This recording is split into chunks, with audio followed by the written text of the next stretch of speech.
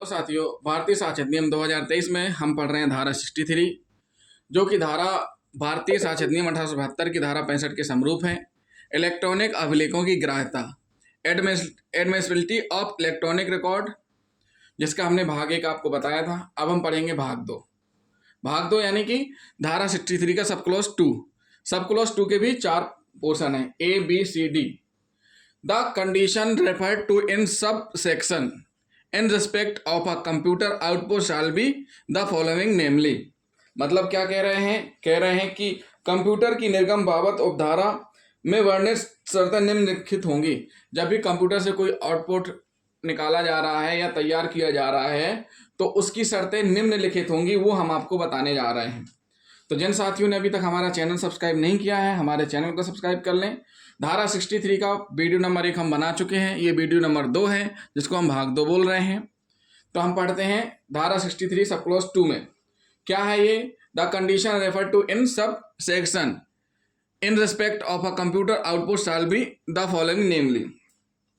यह आवश्यक है कि जिस कंप्यूटर से अभिलेख निकाला गया है वह नियमित रूप से उसमें दी गई सूचना को भंडारित या संसाधित करने के लिए उपयोग में लिया जाता है, जिसमें वह व्यक्ति जो कंप्यूटर पर विधिवत नियंत्रण रखता है अपने कारोबार के लिए सूचना को कार्य में लेता है।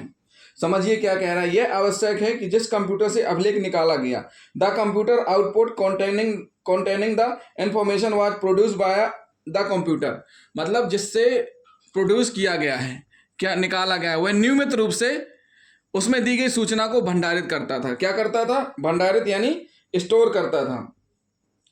यूज्ड रेगुलरली टू स्टोर और प्रोसेस द इंफॉर्मेशन, जिससे वह व्यक्ति जो कंप्यूटर पर विधिवत नियंत्रण रखता है अपने कारोबार के लिए सूचनाओं को कार्य में लेता है।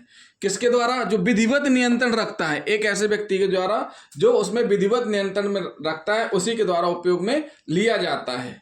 तो ये क्या कह रहा है कि यह आवश्यक है कि जिस कंप्यूटर का उपयोग किया जा रहा है वह नियमित रूप से सही हो और उसका उपयोग नियमित रूप से किया जा रहा हो, साथ ही साथ उसमें दी गई सूचना को भंडारित संशोधित करने के लिए उपयोग में भी लिया जाता हो, और जिसमें वह व्यक्ति जो कंप्यूटर पर विधिवत नियंत्रण रखता है उसके द्वारा उसको कार्य में लिया जा रहा है। अब इसका बी क्या कह रहा है? सूचना इस प्रकार की है जो कारोबार के समान अनुक्रम में क्लाब में भरी जाती है, which was regularly feed into the computer in the ordinary course of its activities. मतलब जो भी कार्रवाई होती है उस संबंध में या जब भी जरूरत रहती है उससे रिलेटेड उसी के लिए उपयोग होता है, अन्य सारी चीज़ों के लिए नहीं। सूचना इस प्रकार की है कि जो सूचना है किस प्रकार की है, जो कारोबार के समान अनुक्रम के कार्यक्रम में भरी जाती है। तो साथियों, इसका मतलब यही हुआ कि which was regularly feed into the computer in the ordinary course of its activities, मतलब रेगुलर रूप से फीड की जाती है। वही सी क्या बोल रही है? यह आवश्यक है कि जिस अवधि के दौरान कंप्यूटर में सूचना भरी गई थी उस समय कंप्यूटर समुचित ढंग से संचालित हो रहा था। मतलब यह हुआ कि जिस समय कंप्यूटर का उपयोग करके दूसरे उसमें कुछ भी सीडी तैयार की गई या जो भी चीज़ें तैयार की गई या सीडी बनाई गई, वीडियो उसमें बर्न करके तैयार किया गया, ट्रांसफ़र किया गया, या जो भी चीज़ें कंप्यूटर से की गई उस समय जब की जा रही थी तो क्या था, वो समुचित रूप से संचालित था, उसमें किसी प्रकार की कोई दिक्कत नहीं थी और काम कर रहा था। डी क्या कह रहा है?